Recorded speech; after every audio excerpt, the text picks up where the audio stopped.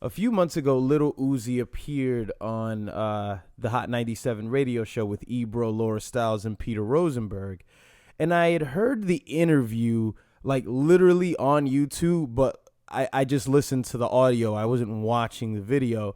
And something told me to come back to it because I was having a conversation with somebody about Lil Uzi today, about that "All My Chains" song that he has, which is just god fucking awful, right?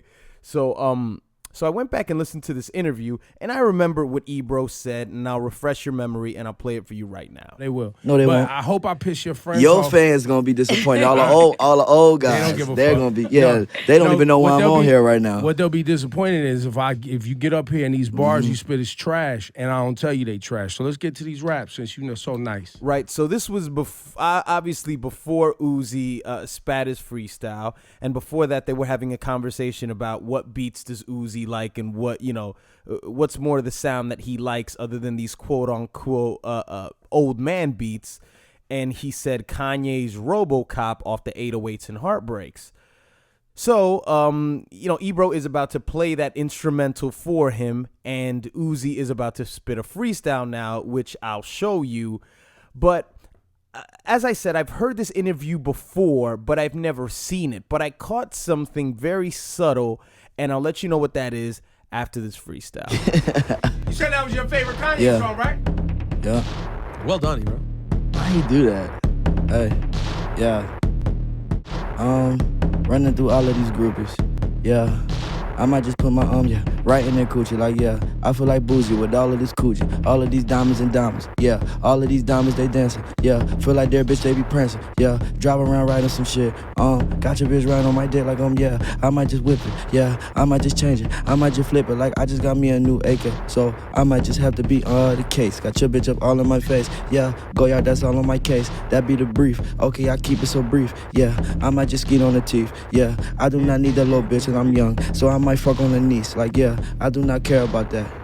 I might not care about that. I got money, yeah, I just make that shit stack. Yeah, my little bitch, she don't black, like, yeah. My little bitch, she so black, I don't get it. I feel like Trick, that be the daddy. Got bitch on my dick and she want it. I might drive around, do a drop by and caddy, like, yeah. Tell the little bitch in my pocket so fat. I do not have to just act. I do not have to just turn. Got your girl on me, I feel like I'm making, I don't know, man. This is I respect the cool. fact he fell off at the end. Yeah. But as I've seen with all you little young motherfuckers that think you nice. Yeah. He is pretty nice. You nice. Yeah. So you heard the freestyle, and I'll just let you know something right now. In my humble opinion, when it comes to freestyling, and I understand that freestyling isn't what it was once considered to be, it's not exactly the formation of random words being put together in your head real time. That's not what freestyle really is. It's changed over the course of years. Obviously, in my opinion, CD mixtapes had a lot to deal with that. You know, when artists had to put out material, they would take certain verses that they already had for their album, and in order to promote their album, they just laid them over popular beats and said, this is a freestyle. Some people call it a free verse, whatever you want to call it. Freestyles have changed. You can do writtens now, right?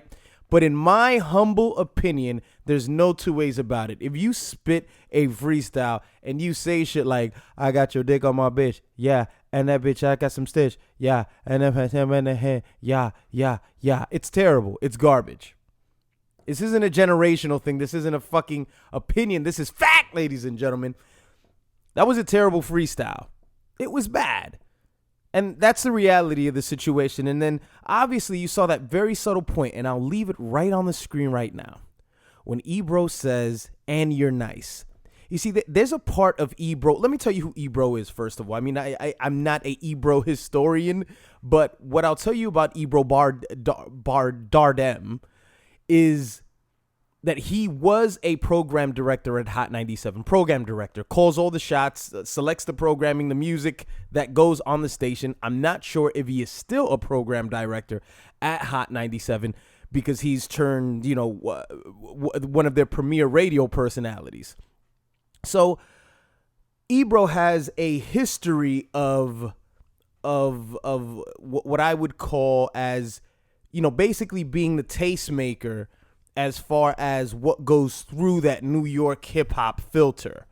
So he's a major player and been a major player for rap music over the past 10 years or so. So in that is the instinct that he has inside of him to passively accept shit even when it's shitty. You see, because what you just saw was him give that tough little disclaimer and say, if it's trash, I'm going to tell you it's trash. And then Lil Uzi delivered something that was absolutely unanimously all across the board of anybody who has a decent ear for hip hop. It's mediocre. It's what a nice MC does to warm up, in the studio, just to warm up. And in about 2 to 3 minutes, he'll really get into his bars. So Ebro has that natural instinct to just passively accept things just for the sake of maybe monetary gain or to keep relationships afloat. And I honestly think that maybe it's just the idea of being able to tell people, listen, if it's trash, I'm going to tell you it's trash.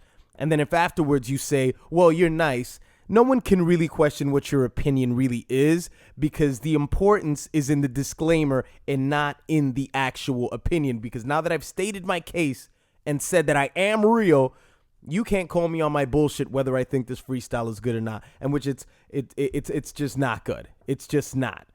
And Ebro, knowing the ear that Ebro has for music, because I've listened to Hot 97 for years, knowing the ear that he has, he couldn't possibly accept. This isn't, Lil Uzi isn't creating a hit record here. He's not in the studio creating a hit record. He is delivering something that has to have substance by way of lyricism. There has to be some meat for the lyricism, and at least if you're not going to have that meat with the lyricism, the delivery's got to be there. Like, there has to be something that's served up that has to be of substance, and he delivered nothing.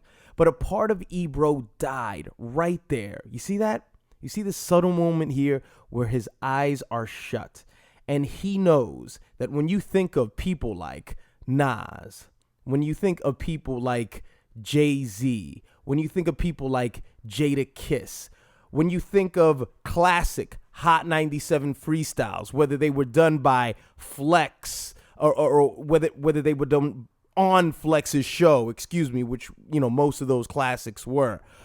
When you think of people who have come through Hot 97 and been considered to be valuable commodities as far as lyricism goes, Ebro has knowledge of all of that. He knows the people who have been in that building. And for him to say that this kid is nice, a bit of his soul died when he closed his eyes. Just a little bit. And that's why I respect, say, for example, what Sway does.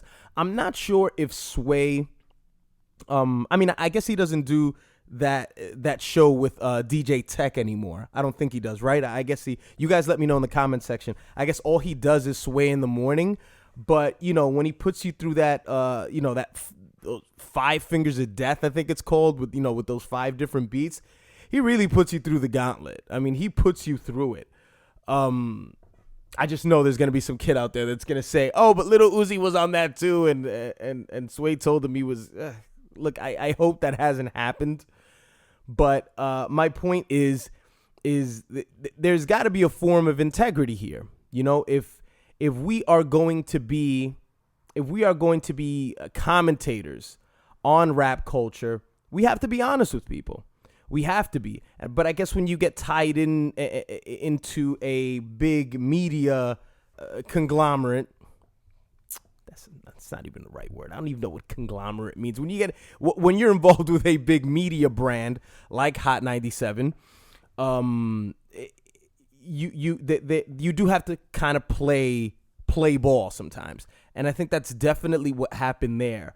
And it's something that happens all the time. I'm aware of that. But when it's on camera like that, when it's on camera, you have a very honest moment like the one that you see before you right here. You have that very honest moment where you can say whatever it is that you want, but your body and your facial expressions they can't hide the way that you truly feel.